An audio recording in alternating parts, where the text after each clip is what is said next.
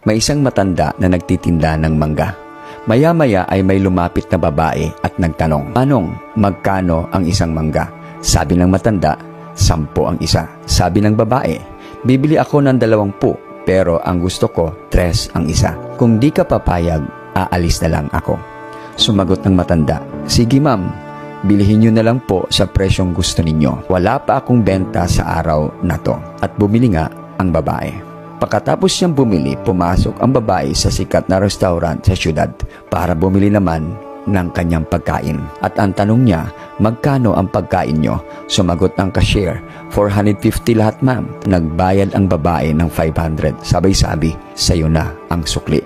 Itong istoryang ito ay normal lang sa mga taong may pera. Pero napaka-unfair naman sa parte ng matanda na nagtitinda. Bakit may ilan sa atin na nagdadamot sa mga taong kailangan ng tulong natin? Pero mapagbigay naman tayo sa mga taong hindi naman kailangan ng tulong. Mga kaibigan, gamitin mo yung pera mo para maayos ang ugali mo. Huwag mong ipakita ang ugali mo para lalong dumami ang pera mo.